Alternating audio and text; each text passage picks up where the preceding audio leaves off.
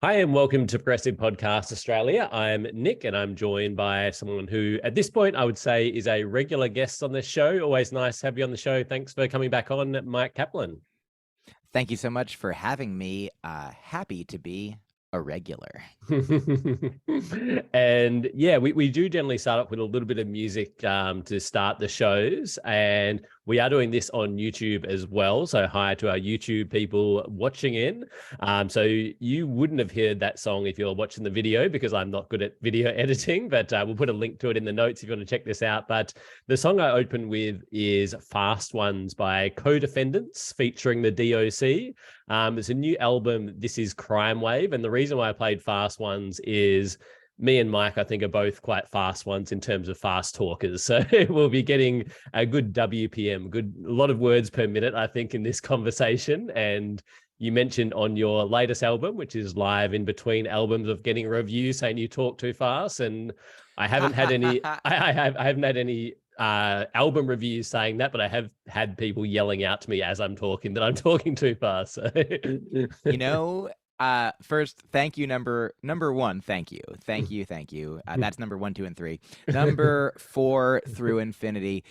When you brought up the album, which thank you, of course, for having me on. Thank you for mentioning it. Thank you for listening to it. I honestly thought when you said, it's called Fast Ones, and there's a part of Mike's album, and I'm like, of course, you're going to talk about the track where I talk about all of the movies in the Fast and Furious sequence. Yes, that would also work. Yeah. The fast ones, obviously, Yes. and the furious ones.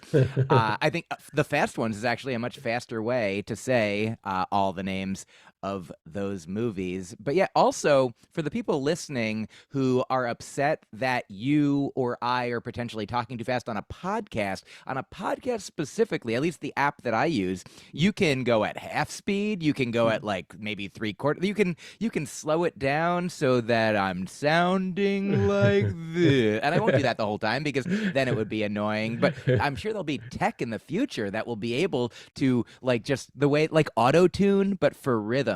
Yeah, and so if you just put this at like half speed, we'll just be talking normally. So there you go. It's an option.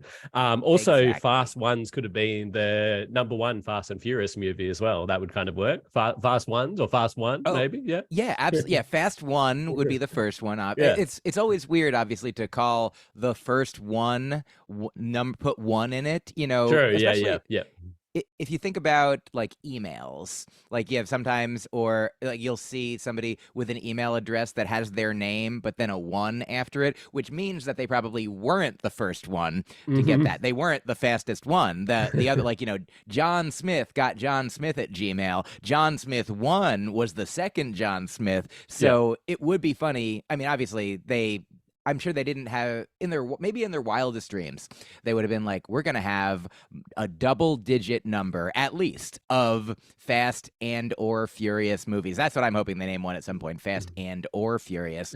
But if they had just started with Fast and then went to Fast One, Fast Ones, Fast and I mean, the English language, thankfully, is almost unlimited. So I'm looking forward to those movies continuing as well. Yes. And if you thought you were fast11 at gmail.com, you're actually fast12 at gmail.com as well. So yeah. Yeah. And also another reason why I picked that track as well is because they describe themselves, their new album is This Is Crime Wave. I'm really into it, but they call themselves a genre-fluid band, which I thought you'd kind of like in terms of a play on gender fluid as well.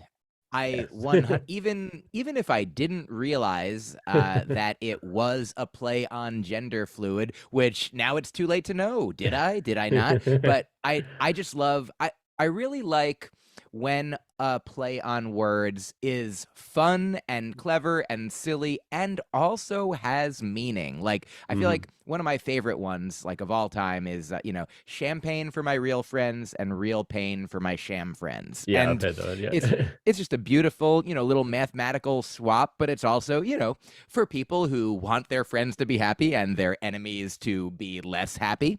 I really feel like genre fluid, even without like the cleverness, it's meaningful. Like fluidity is, I mean, I feel like fluidity is like the norm in It really depends on like how fast you've sped it up or how slowed down you are. Like the way I was just thinking of like fluid, liquid, like, you know, in the forms of matter, there's liquid, solid, gas, plasma.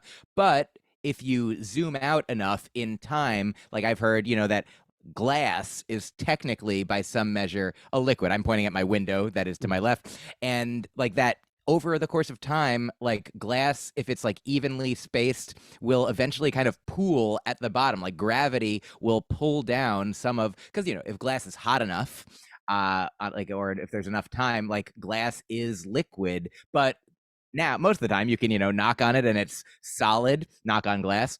And but I feel like it is, even the states of matter are genre fluid in a way, like fluid between fluid and solid. So this is all to say you were right. I do like the concept of being genre fluid. Even just the concept would have been enough. But also, yeah, gender. How about it would be fun to do if you're a band, a genre reveal party. That'd be Yes, fun. that's right. Yeah, yeah, that's a good one. Yeah, and yeah, the band features. I'm not sure if you're familiar with Myq. Some of our listeners will be, but the punk band NoFX. I don't know if you have heard of them yet. So I've Fat. heard of them. Yep. Yeah. So Fat Mike, the singer of NoFX, he's in the band, but it sounds very different. There's a bit of punk in there, a bit of hip hop, all kinds of different genres as you'd expect. But yeah, I guess going back to your album, I was telling people about your album. They're like, "What's the new album called?" And I was like, "Live in Between Albums." But that is the album. And so I was trying to think of alternative titles now that you've already released it, but maybe a Live Between Albums album, or Live Between Albums the album. But has anyone else been confused by that now that this wasn't originally an album, but now it is? Thank you for asking. The answer is probably. I'm sure that people, like whatever I do, I'm sure that people are confused. But I'll give you the brief, I'll give your listeners the brief elevator pitch for why I have called this album Live in Between Albums. So I recorded an album in 2016 that is called No Kidding. And the theme of that album, it was actually the first album that I ever really aimed to have a theme sort of running through the whole thing, having, and the theme of No Kidding was I don't want kids. And that's why I called it that. It was pretty fun. And then in 2020, I released AKA. I came on here and talked about that, and I Yep. appreciate it. And AKA is short for All Killing Aside, was the full name of the show. And the theme of that one is love, compassion, and not murdering in general, in genre role. And so the two themes together, I don't want to make more kids, I don't want to bring new people into the world, and I don't want anyone to be murdered. I don't want there to be fewer people in the world. So I'm like good with the equilibrium or peopleibrium of the number of the population as it is. I'm like, we did it. We're good. So all that said, like, and now I really do like when I started out doing comedy, I feel like every album that I put out for the first several was just like the theme was the best jokes that I have, the things the most people laughed at in an order I could remember, with the biggest laugh at the end, hopefully. And I would see people like Mike Birbiglia, and his first album was all just jokes, and it was called Two Drink Mike, and super funny jokes, like no theme. But then he started doing one-man shows, and that's kind of what he does, I think, pretty much exclusively for his stand-up now. Like his first one was Sleepwalk with Me, and then I think My Girlfriend's Boyfriend, and more recently, The New One, and The Old Man in the Pool. And I've seen a few of them on Broadway, and they're fantastic. And I remember years ago, like a friend asking, like, do you think you would want to do something like that? Would you want to have like a themed hour? And I was like, kind of. I mean, maybe, yes. Like it seems very cool, but at the time I have no idea how he does it, or I know how to do what I do, but I don't know how to do what someone else does, because it seems to me to have a theme, at least it seemed to me at the beginning, you might have like, oh, this is the story I want to tell. This is where it begins, this is where it ends, and then we start with the big thing and then kind of shape it from there, like hone in on it. But for me, I always felt like every hour of comedy I came up with in the beginning was, it started with like one joke or one idea or one bit or one little snowflake that then, oh, I found another little snowflake, and then I put them together, and eventually there was like a little snowball, and I could roll that down a little hill, and then eventually it gained mass and became, I don't know, an avalanche that I could, then chip away into an ice sculpture, if that's not mixing the metaphor too much. But it was additive. So I didn't originally have like a big picture idea of I was just like, when I have a full album, I grow it. And when I have it, that's it. As opposed to like, I have a buddy, Shane Moss, very funny comedian, who I started out with. And I feel like for me to get 5 minutes when I was starting out, I would be like, well, I can be like 1 + 1 + 1 + 1. I'd start every 3 seconds at a time to add up to 5 minutes. Whereas Shane would start with like a 20-minute idea, and then he would chisel it down to 5 minutes. Hmm. And I don't know what Mike Birbiglia's process is, but eventually I was like, well, I guess now that maybe 10 years into comedy, or so, I was like, maybe I can start. I have like things that are going on in my life that I'm like, oh, these are meaningful, and I'm thinking about them and writing about them. And maybe I can stretch and grow and amplify like the idea of like, I dated a woman who didn't want kids, and I loved her, but but she wanted kids very soon. And I was like, well, and so it was a source of conflict in my, inner life that I thought about a lot and I wrote about a lot. And then I endeavored to write about it more. And that's what I was able to grow into an album that, all sort of grew out of that theme in the meat. And now I'm like, oh, once I could do that once, I was like, oh, let me try that again with the theme of, not murdering, kindness, etc. Don't murder kindness, everybody. And that that said, I still come up with jokes all the time that don't fit whatever theme. Like, right now, the show that I'm next bringing to the Edinburgh Fringe Fest this year is called Imperfect, and it's about my growth as a human and a partner in the relationship that I'm in. And it's about my relationship, and it's sort of co-created by, co-written, co-directed, curated by my girlfriend. And so it's like about our lives. I'm like, oh, wow. So that's like a really, a fun, beautiful thing that I'm excited to get to share with the world. And then I have an hour in mind about my grandmother. And I feel like I did a version of it during the pandemic, like a very rudimentary version on Zoom that you might have been present for. Yeah, I think I did. Yeah, yeah. And because I remember you us talking about it after that. And so I'm like, yeah, I have an hour about my girlfriend, an hour about my grandmother, an hour about masculinity that's also coming into shape. And who knows how many other themes there'll be. And also then in the meantime, I have all these jokes that don't necessarily fit into any of these hours.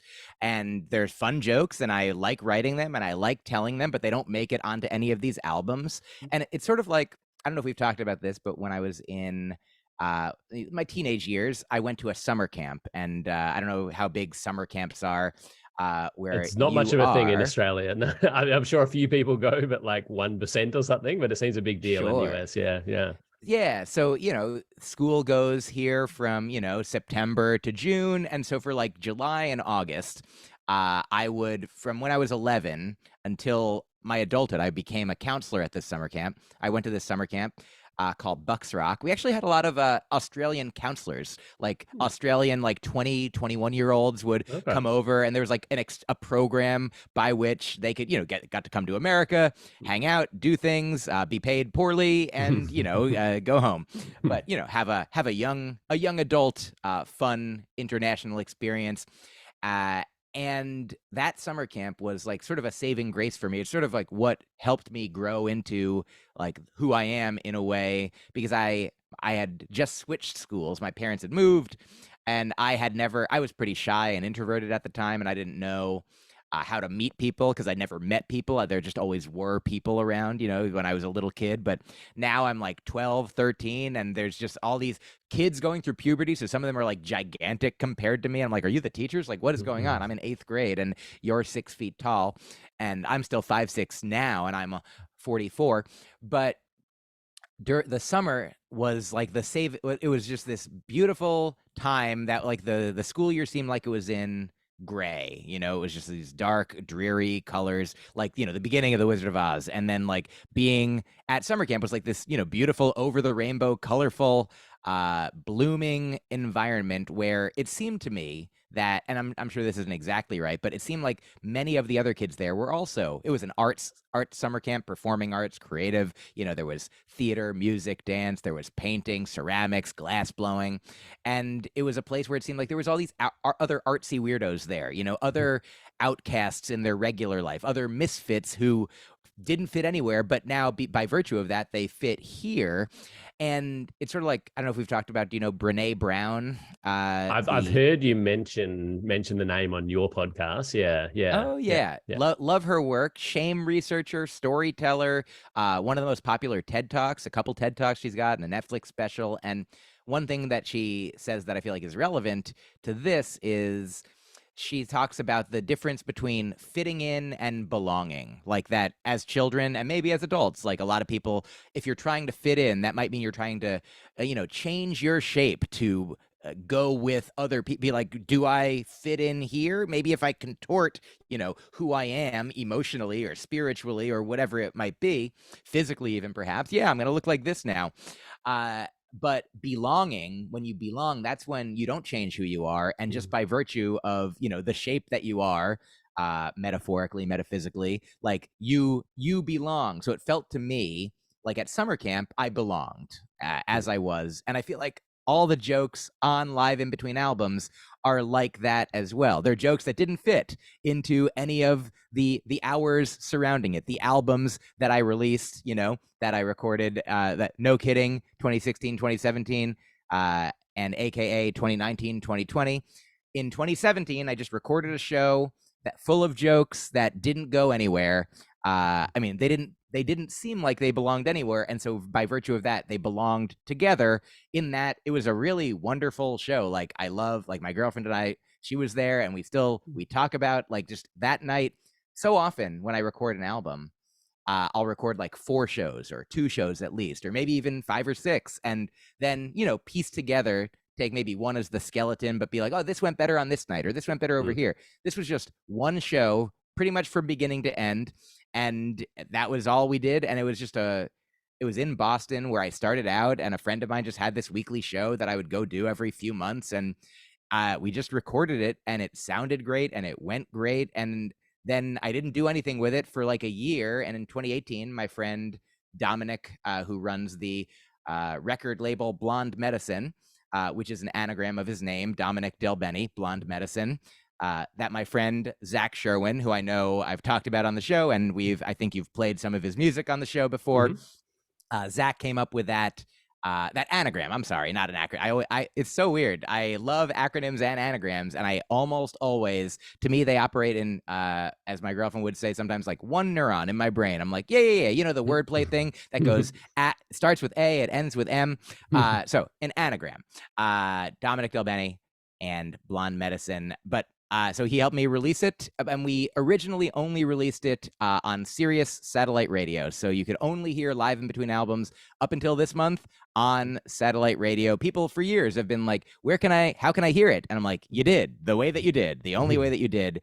And so now I'm super excited to release widely this approximate hour of jokes that I love, and it's like pretty much full of joy, and like isn't really not much topical stuff. It just it's sort of evergreen, just silliness and fun, and so yeah, it is absolutely, you are correct, and anyone who is confused is correct. It is an album but I'm releasing it now from the past when it was created in between these other albums that I released. So, and also it's always weird to call an album live when most stand-up comedy albums are recorded live, as compared to, it's very rare to have a studio comedy album, but it happens every once in a while.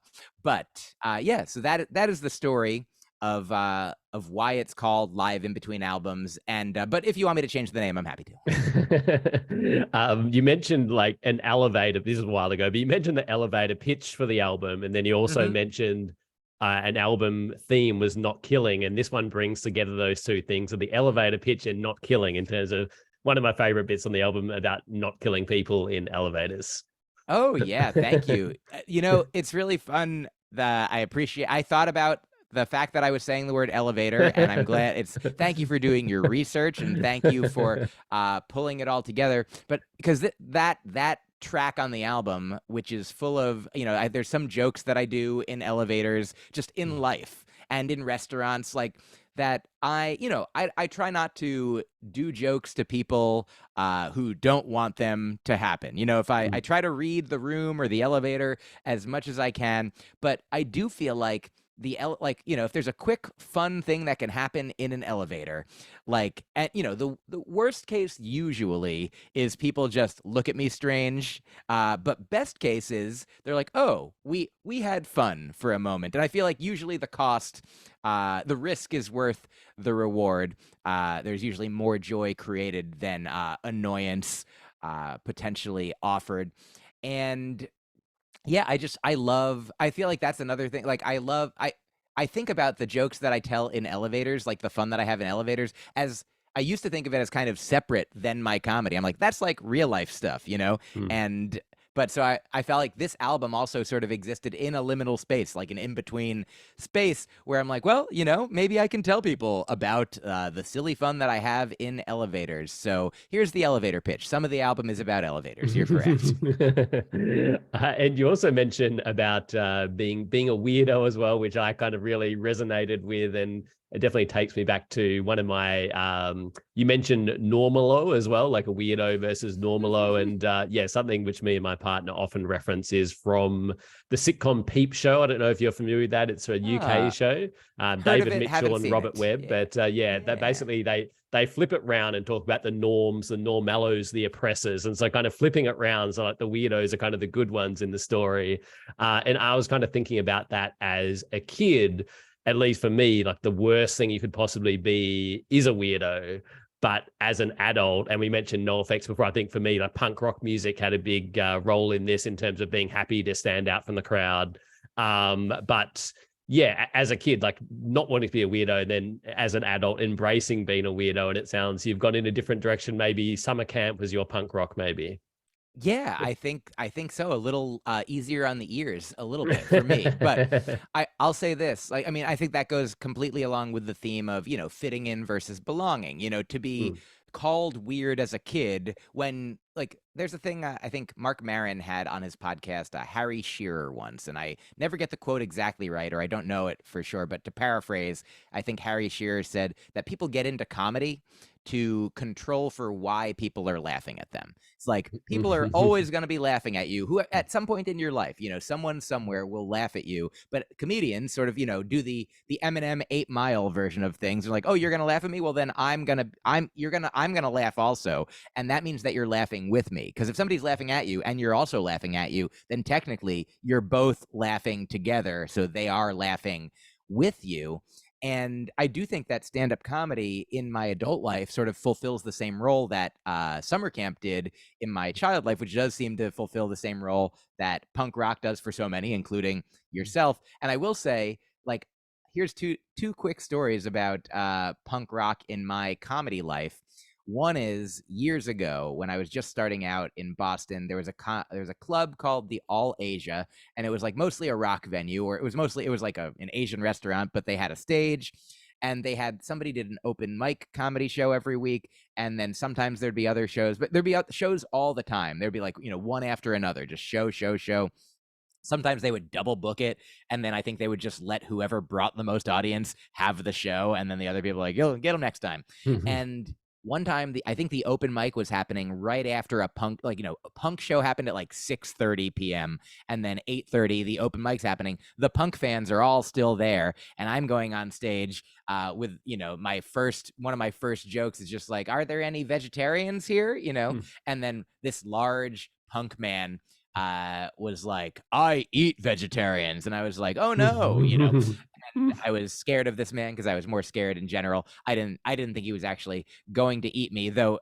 It's funny, I won later, like a few weeks later, I did that same joke at a comedy club, and it went well, but also that man was there as well. But he was the only punk there as far as I knew that night, and he was like, I eat vegetarians. And I was like, well, then eat me, I guess, you know. And so a real story of triumph, I'm not sure, but just like a week or two ago, there's a club in New York City, a similar described club. You know, there's a bar, there's a back room in this one with where comedy shows and music shows happen. And I was on a show where there was a punk band who like did maybe 20 minutes at the top of the show, and then they stayed on stage and like brought everyone, you know, did like played introed and outroed people with punk music. And when I got there, like I heard the band playing like very loudly through before I even opened the door, and I'm like, I'll listen to them from out here. Like I do usually have earplugs because my ears are precious. My parents are music teachers. All of our ears are precious, but I'm me, and they're my ears. And my mom like was a music teacher for 25 30 years, and has some hearing loss because of it, just being around loud instruments all of the time. And like we're all going to deteriorate at some rate, and we can do our best to stop the flow of the entropy as much as we can with earplugs and such. But I couldn't find my earplugs at the day, so I stayed outside until the band was done, went inside. Still, every time they brought up a comedian, I kind of just like did my best to I'm like, I'm the middle-aged person covering my ears at a punk rock comedy show. If it's too loud, you're too old, and you are, so it's all good. Yeah, that's how I feel now. Yeah. And so I went on stage for my set. They brought me up to very loud music. During my set, I sort of threw myself under the bus as much as I could with respect to this topic. And I was like, I mean, it's good. I love music, and I know they're very talented, and it's just so loud. And then to their credit, and I'm going to say to the credit of all punk in the world, I'll say when they outroed me, they played much quieter, jazzier music. Nice. I feel like kind of like Picasso style. You're like, you look at Picasso and you're like, that doesn't look like a photorealistic image. It's like, oh, you want that? I could do that. He's like, yeah, this is what we're choosing to do. This is what really speaks to us. Like, yeah, we've got the skills, we've got the talent, we have the craft mastered. And like, oh yeah, if you need, I'll happily do it.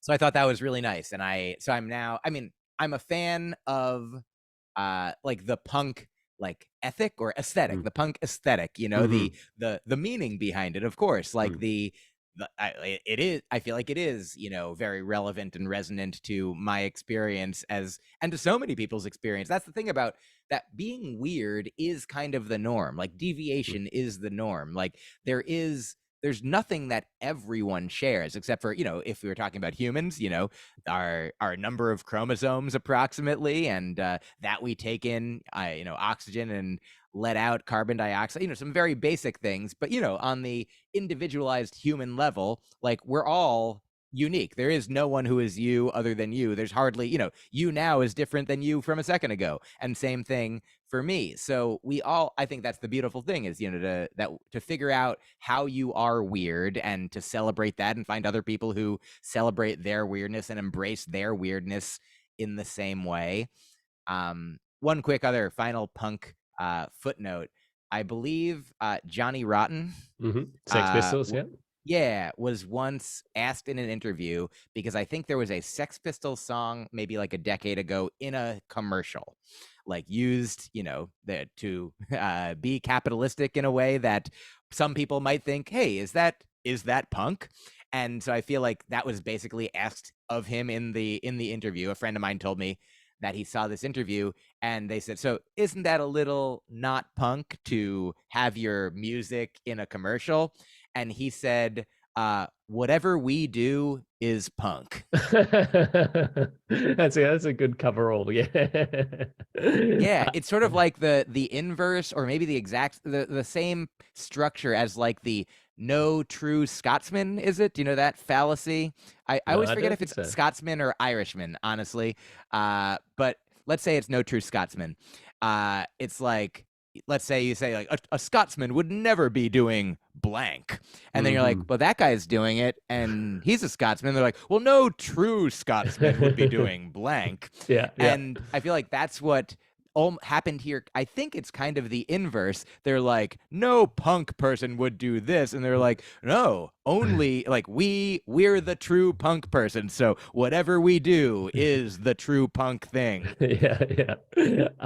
And yeah, I wanted to you mentioned like the punks being hostile to the vegetarian material. I was actually just on a little side note, there was a recent documentary by Moby called Punk Rock Vegan Movie, and it's all about like Mm. veganism and going back away vegetarianism in the punk scene. So quick plug for my other show, Freedom of Species, which Myq has also been on, an animal rights show. We just did a whole show on that documentary. So yeah, I guess some punks are hostile, but there's actually heaps of vegans within the punk scene. There has been, yeah, since the 80s. Yeah. Yeah, yeah. It makes a lot of sense. I mean, a lot of like hardcore, like straight edge, I Yep. feel like is there's like a lot of overlap Yep. in, There's the care. straight edge. There we go. Ha ha ha ha. For You've got the straight edge on your very shirt. and it's Boston as well. Yeah, where you saw the punks. Yeah, Yeah, yeah. absolutely. And so I think, yeah, my And, my oh, sorry for now. the Oh yeah. podcast audience. I just showed my jumper, which says straight edge. But anyway,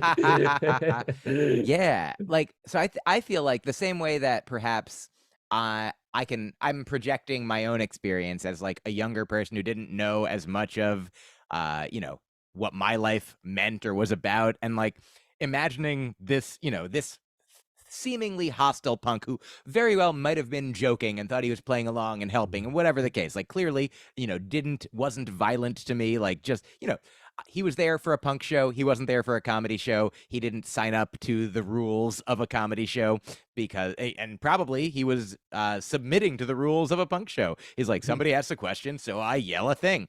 And I really think, the kind of hostility, like I feel like that and correct me if I'm wrong, because I'm maybe going to be just sort of speculating as to the punk like oeuvre, the punk, milieu, if you will, that like the idea of any hostility that there is like, I feel like aimed up, kind of like, at authority, at the system, like, speaking truth to power in comedy, or like punching up. And so, but if once you get, that whole thing, the old thing of, if you have a hammer, everything looks like a nail if you only have a hammer. And so if you're like, all right, now I'm in this thing, I'm in this yelling mode. Yeah, that's right. I'm yelling at you. And perhaps to this man, the man on stage, even though I was just, like a shivering little 20-something, open mic comedian at the time, and I'm much different than that now. But at the time, I'm on the stage, I'm elevated. Perhaps he thought he was doing his punk duty to, yell at the authority, me, the man with the microphone. Yeah, absolutely. Yeah. And yeah, while we're doing visual stuff for predominantly a podcast audience, but I've also in the YouTube background, you see my I think should leave poster as well, with the hot dog sketch as well. So that's been another thing of like being into weird comedy and also finding what was it? It was not fitting in, it's belonging, of finding Yeah. other weirdos who like I think you should leave in weird comedy as well. So yeah. Oh yeah. Yeah. You go ahead. Okay. If you had something. A quick, yeah, a Yeah, quick thing. I've been thinking recently, and like sometimes talking on my podcast about the idea that comedy. I mean, comedy is like kind of weird in itself, and obviously, like sometimes things when they're around long enough become mainstream, and there's some comedy that's mainstream, and then alternative comedy. The term of that was born in probably the late '80s, early '90s, and then even the comedians who were originally alternative to the mainstream club comedy that you could see, like pay 2 drinks and usually a straight white man stands in front of a brick wall. But then, it was like Janine Garofalo and Kathy Griffin and Mark Maron and, other eventually people like Reggie Watts, Maria Bamford, Andy Kindler, like wonderful comedians who, performing comedy clubs, perform wherever they want, but were at a time, either venue wise or structurally in their comedy, or the kind of, they would have their club act, but then they would have their alternative act. But then even that becomes, more mainstream in a way. And I feel like the thing that I thought about comedy recently that is weird, I think, is that kind of the job of comedy, or the function of comedy, is to be consistently surprising, to be, so that a joke is a surprise, and you want to be reliably surprising, which seems like sort of a counterintuitive thing. But also I feel like that goes along with finding out what your weirdness is and where that fits in.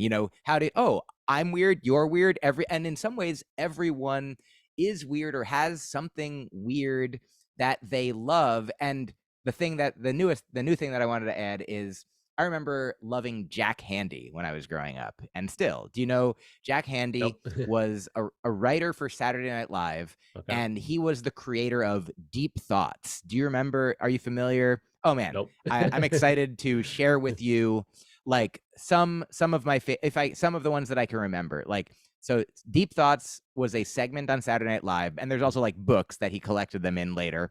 And he's just like a perfect joke writer. So it would say like Deep Thoughts with Jack Handy, and then there'd be like words would just sort of, like the Star Wars scroll at the beginning would sort of, appear on the screen, and in the background there would just be like a beautiful natural vision of like a mountain or some trees, or something very peaceful like a postcard, and so it'd be Deep Thoughts with Jack Handy.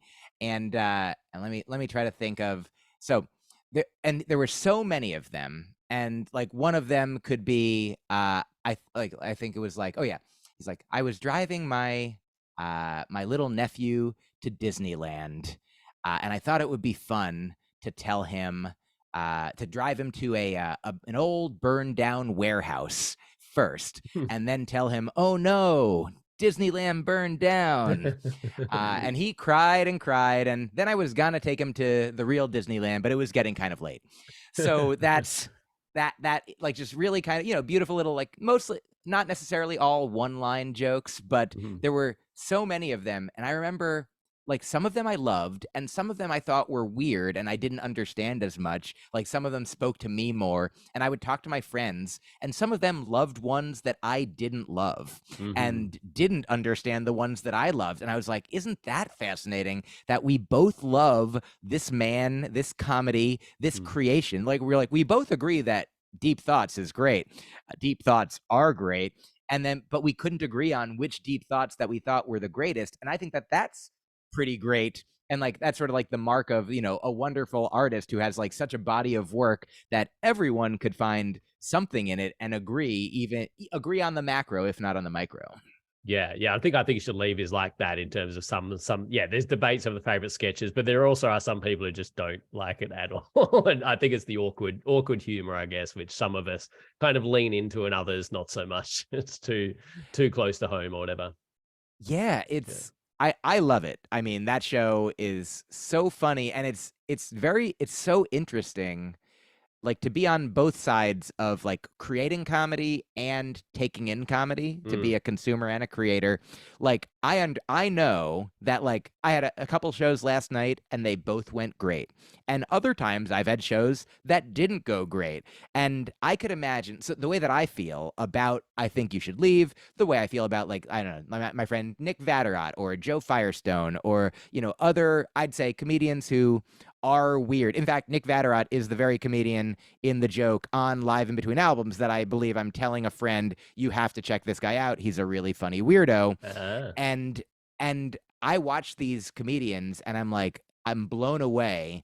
And I find myself thinking, like, how could anyone not find this like the funniest thing? Mm. And then I can imagine a person in my audience, if a person's at a show that I'm doing that's going great, they might think, like, how could anyone not enjoy this? And also, I'm like, oh, I could bring you to people, and you could have a conversation with people. But what didn't you like about the thing that you loved? Yeah.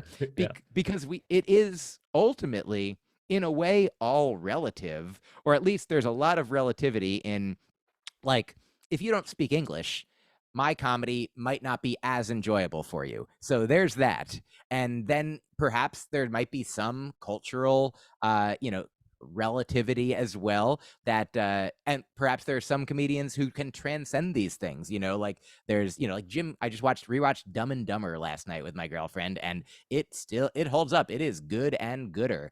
And like, Jim Carrey is so impressive in what he does with his face and his voice. I mean, there's jokes as well, but I could see, like, even if you don't speak English, like, you could love Jim Carrey. Mhm. But like, I feel like comedy, it's another one of these like dichotomies. Have we ever talked about Niels Bohr? I think, I forget to paraphrase a quote by this physicist Niels Bohr. He says, the opposite of a simple truth is a lie, but the opposite of a profound truth is often another profound truth.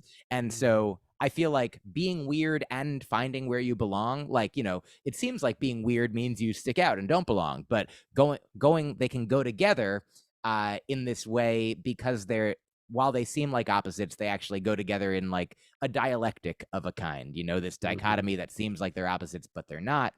And I feel like that sometimes people come to a comedy show, and if it's too surprised, they're like, this isn't the way that I expect comedy to be. This isn't like, I always think that's funny. I imagine an audience member like, this isn't how I like to be surprised. Like, I didn't expect to be surprised like this. I'm like, well, isn't that more surprising then? Like, no, I like to be surprised in a very specific, limited, constrained, box-like way. No surprising me out of the box, which I think is funny. And I think that a lot of people who, like me, might enjoy that if I said it on stage, and other people might be. I feel like when I keep doubling down on a joke at a show that some people like and some people don't, I'm like, the rich get richer and the confused get confuser.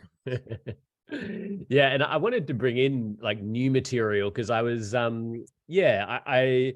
I'm going to the Melbourne Comedy Festival coming up, seeing a bunch of shows, seeing Patty Harrison from I Think Should Leave. Is it Patty Harrison? Is that Wonderful. Yeah. I think that's correct. Yes. Yeah, and a bunch of others as well, but particularly looking forward to seeing her. But it was interesting. We were looking through, and one of the comedians who I'm not trying to call out, I won't even mention their name, but it was just interesting because we saw what their show was about, and we'd seen that show in maybe 2009 or something like that in the UK. And it's like, wow, they're still doing that show. And again, like if we hadn't seen it before, we love the show. It's one of our favorite shows we've ever seen. So no hate to them, but it's just kind of, it seems like even though when you're doing albums, obviously you would be honing that material, refining it as well, but you also like to do a lot of new material. And I remember a conversation, I think it must have been Broccoli and Ice Cream, I think. And comedian friend of yours was saying they keep doing the same material because what if a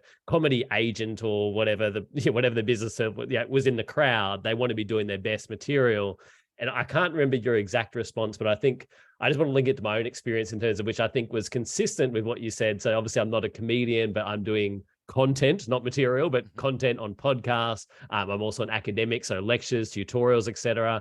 And so I could do the same stuff again and again and again, but that at some point wouldn't be my best material or my best content because I'm bored of it by that point. Whereas if I can work something new into a lecture, a tutorial or whatever, then it's going to be better material, even though it's not sort of tried and tested because I'm excited to do this new content in a class, for example. And that's also what I love about podcasting. If I do the thing once, I put it out, but for me, it's kind of like my Netflix special, besides actually people watching it, besides that. But it's like, it's out there in the world. And like, I've done that.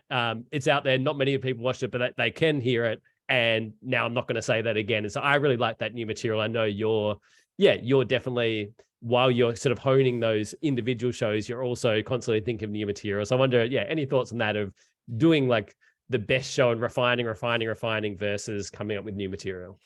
Yeah, that was new thoughts. material, by the way. So was it good? I don't know, but thank new you. content. I think it was good.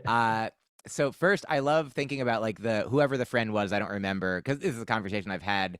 It with was a lot years of ago. I people. can't remember who it was. Yeah. yeah. Oh, sure. But the idea that they're like, what if I'm going to do the same thing over and over, even if I might be bored by it, just in case somebody's there and they want to hire me to do this again over and over again. Like, so just in case somebody wants me to do this over and over again, I'm going to keep, which I don't want to do. I'm going to keep doing this over and over again. And of course, that is like, oversimplification. I do think, I forget, have we ever talked about the concept of rapid prototyping? Do you know that phrase? Nope. So this is a little bit of old material, not comedy material, but just a story that I like telling. Not even a story, just a concept that I heard about. Let's say there was a pottery class, a class dedicated to making pots out of clay, and the class was divided into two. And one half of the class was told for the entirety of the class, however long it was, they said, try to make one perfect pot. And the other half of the class was told for the entirety of the class, try to make as many pots as possible. Like one, just strive for quality, one, strive for quantity. And by the end of the class, the half of the class that was making multiple pots ended up getting better at making pots and were consistently making better pots than the one pot that the one pot half had made. So I really think that in some ways, like, it's not even like, for me, it feels like the best of both worlds. Like, if I kept doing just the hour of comedy that I recorded in 2009 and released in 2010, then I would never have improved. I would never have evolved. Like, of course, you have to risk, quote unquote, failing in order to succeed at a higher level. And I do understand that, like, some people say no risk, no reward. And I do find that in some situations, no risk is its own reward. But in a case like comedy, like, here's the thing that I say sometimes, because I mean it. It is, but again, it's not a brand new idea, but it's relevant here. I love, when I record an album, that's like the closest to having a completely orchestrated, like, symphonic presentation, of, like, a symphony orchestra isn't like riffing, they're playing the music that's on the page. And so when I'm recording an album, I'll usually, like, allow myself to find new things in the moment, but for the most part, I've been honing it for years, curating it, letting it bloom, and then pruning it, and then having it have pretty much all the notes in place, all the words in place, so that it's just, on that end of the spectrum of this is how it goes. And then on the other side of things, like when I'm creating new material, when I'm in the blooming phase, my girlfriend has named the blooming and pruning phases of my creative process, and I really like it. And when I'm just coming up with lots and lots of ideas, I love being on stage and riffing and experimenting and and finding new things and making discoveries in the moment. And if an audience is up for that, then that's often the best show that I can have and that they can receive is something that's full of brand new things that I've never even said before, or new connections that I hadn't made. And so if an audience is like, let's say they're my fans and they really know what I'm about and they're like, that's what I'm here for, wonderful. Or if they're just comedy savvy, they're like, we're open to anything, absolutely, this is gonna be good, we're here for it. Like, the people, every once in a while, here's like the two sides of the spectrum. Sometimes people are like, I'm so looking forward to the show, I know it's going to be great. And on the other side, people are like, this better be good, you better entertain me. And I'm like, well, I feel like, it's kind of like a self-fulfilling prophecy. Believe you can or believe you can't, either way you'll be right, they say.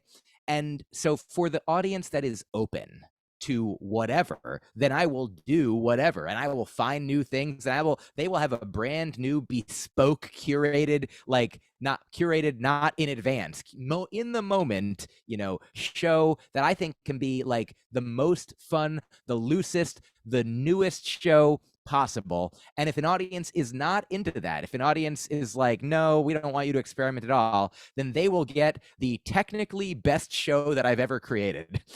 So the best audience will get the newest show, and the quote unquote the worst, the other kind of audience, will get the, the packaged deal that already exists. And both are important, both are valuable. Like, there's, the comedian Mark Maron, who I think I mentioned once already. So he's one guy, and then there's another guy from Boston who passed away years ago, named Kevin Knox. And when I started out, Kevin Knox, he started out in the 80s. He was a comedian for decades, and he was beloved and respected and hilarious. And the reason I bring him up is he would host the amateur night every Monday night at this big club in town, the Comedy Connection.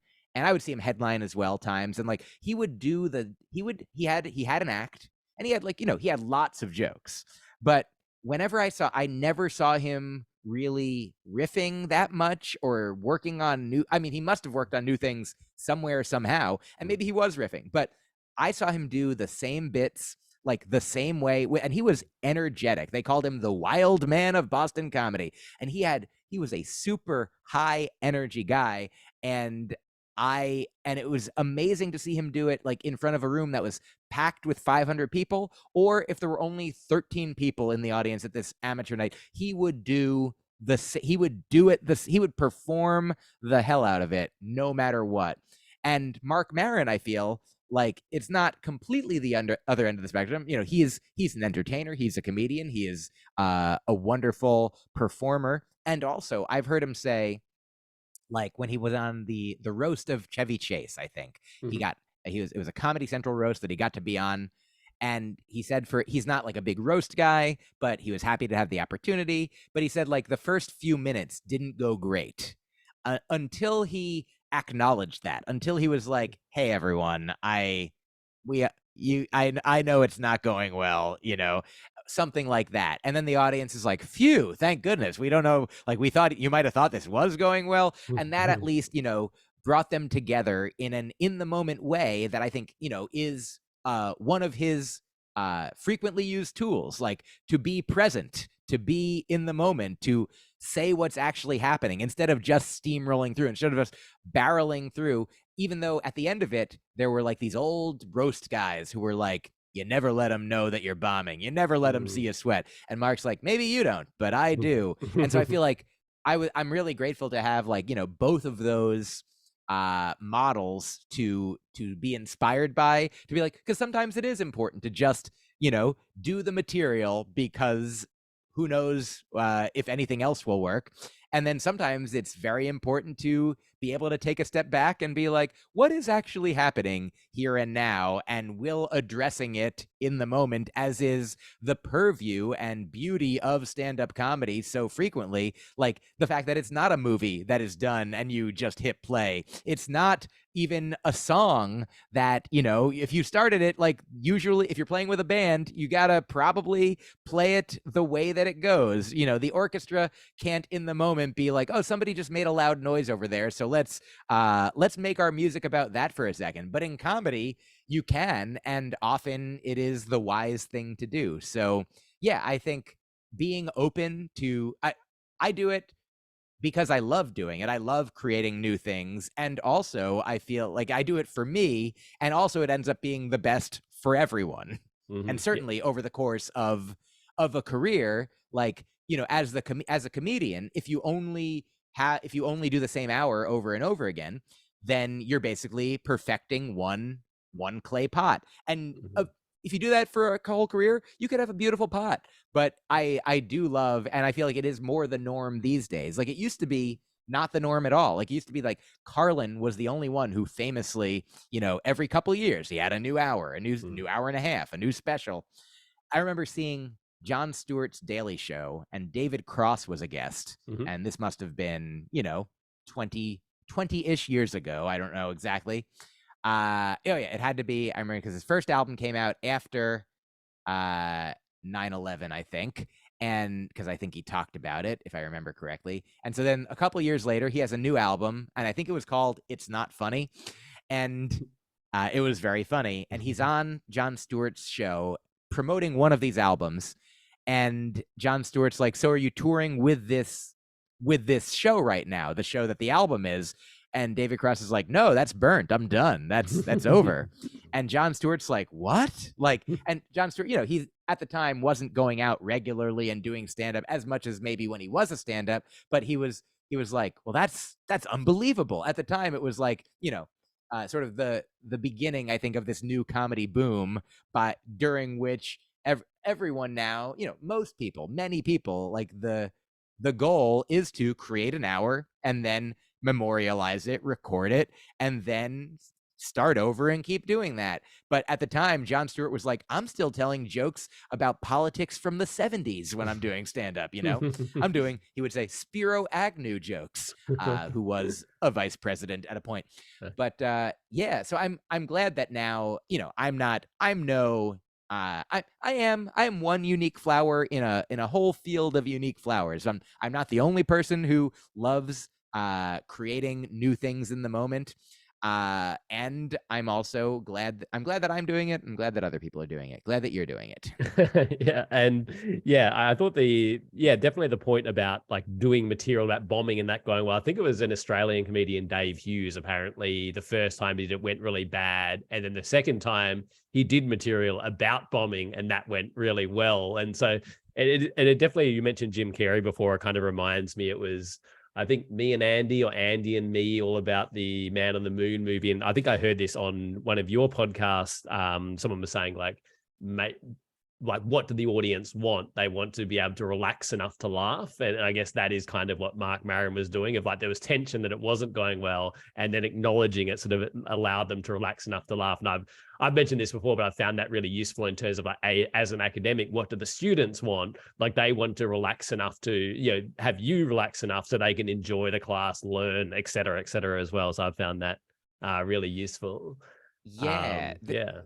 There's a comedian named, I think I'm getting this name and story correct together. A comedian named Rich Scheidner, Okay. who I think he may have been one of the creators of a book called I Killed, or at least he might have had a story in it. And it's like a story of comedians telling stories that did not go well. It's like an ironically named book.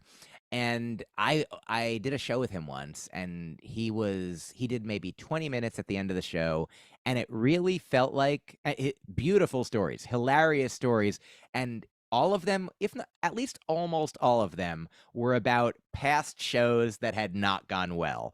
It was like masterful, and another kind of, beautiful irony where I'm like, how could anyone not like this guy's show that is full of stories about how there were audiences full of people who did not like this guy's shows, talking about longer ago, or opening for bands that weren't a good fit, or New Year's when people weren't out to see comedy specifically, but there he was. And it's so funny, but I like to imagine him like even just starting out telling stories about shows not going well, because in the beginning that's all you have. I'm like, so one time I was doing a show that wasn't going well, it's right now, and but yeah, he was fantastic. And the other thing I wanted to say is, you just reminded me, have we ever talked about, there's like a famous interview with Seinfeld, where he talks about the goal of a comedian in a joke is to, he's like, imagine you're like at the edge of a cliff, and you're getting the audience to leap across to the other side, and like they start from the setup and they land at the punchline, and it has to be the perfect distance, because if it's too far, they don't get it, they don't get there, they miss it, they crash. And if it's too close, then it's not exciting.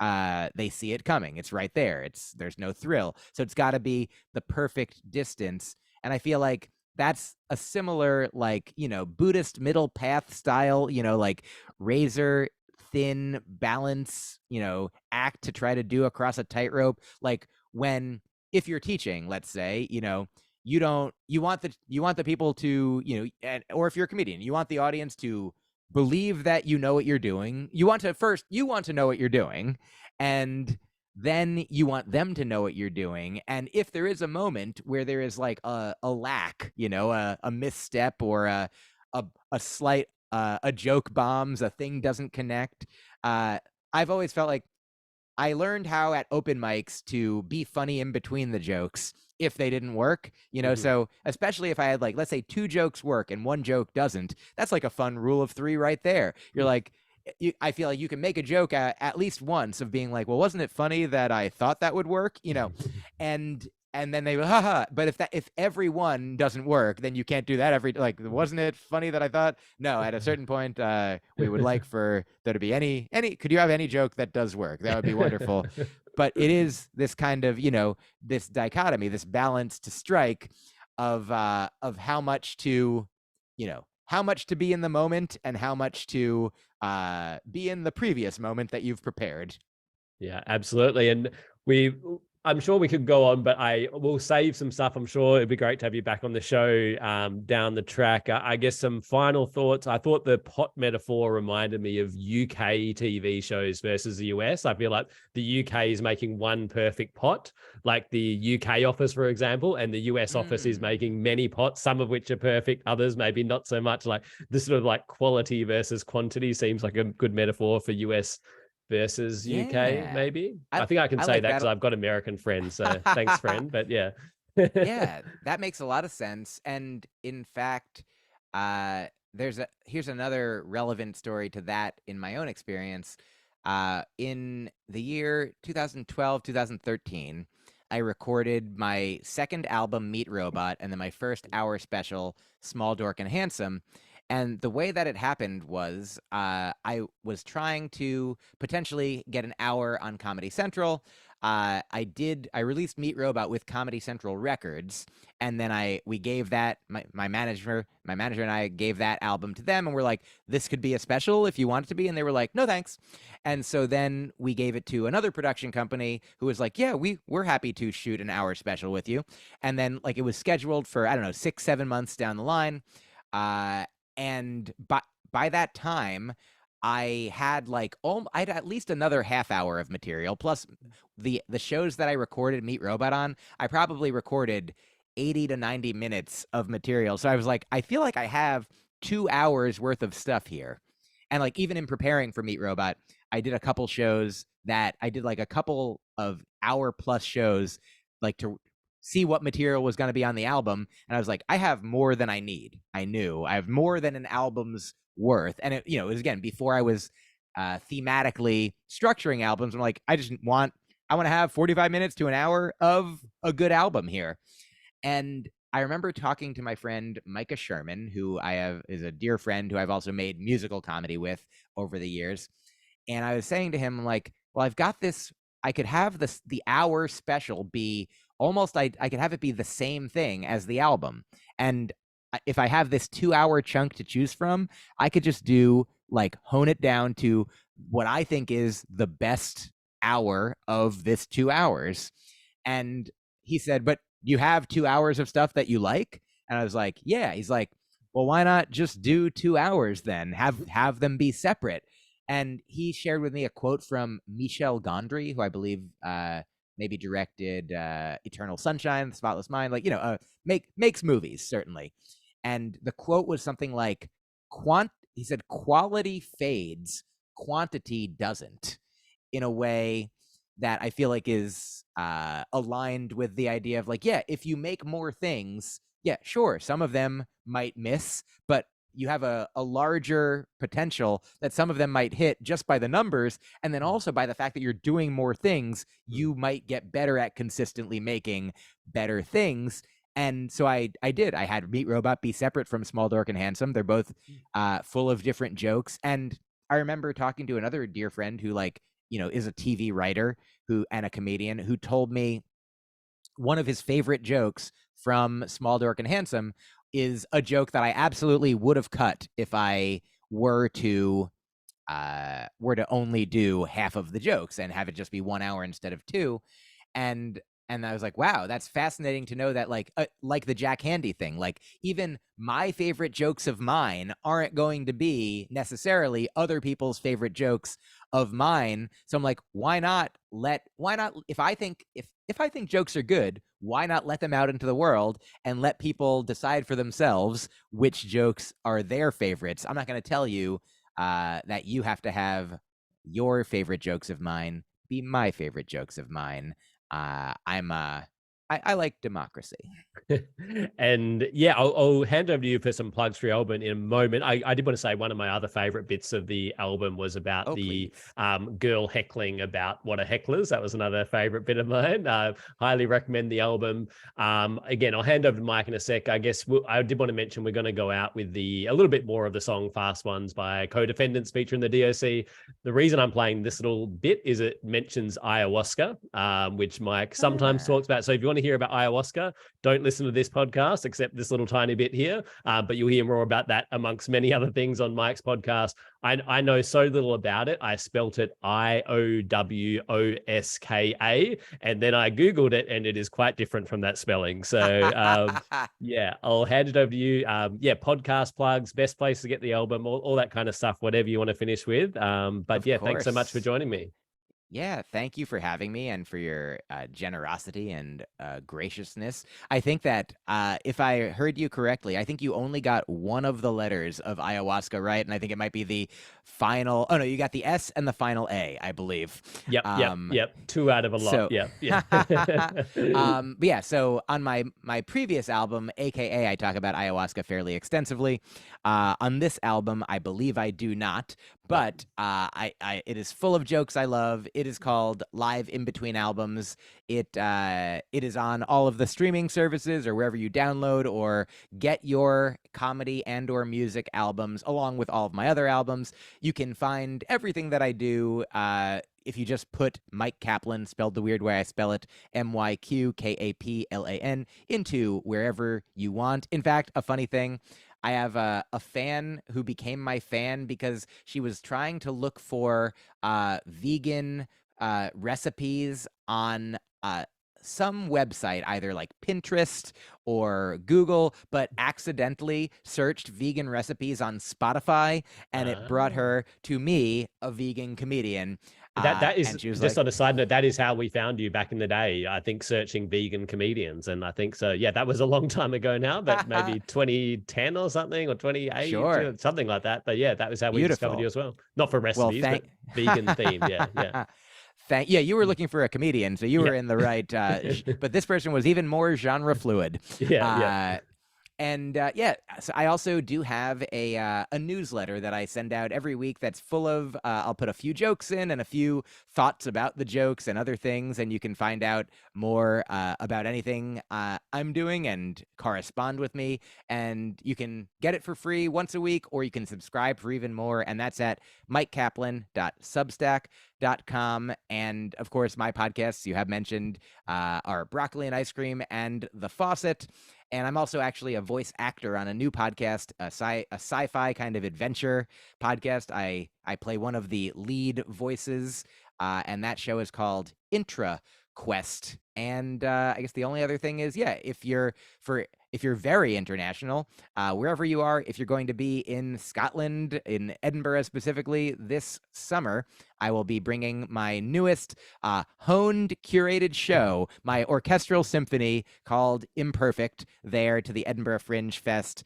I'll probably be doing other shows around town where I will say things that I've never said before, but I will definitely be, for 25 days in a row or so, doing this show that I'm thrilled to bring, and that will eventually be recorded as my next special, unless I do another album in between those albums or specials. Ooh, live in between specials. That could be the next one. But yeah, I think that is approximately all of the information. Feel free, anyone, to reach out, follow me on social media. It's at Myq Kaplan everywhere. And yeah, I thank you for listening. Thank you for supporting. If you have turned down the speed on your podcast app, you can now turn it back up to normal because the show's almost over and you want to speed through or slow down through the song. But it is almost over. We're not pulling a fast one. So thank you so much, Nick, for having me. It's always a pleasure to talk to you. Thank you.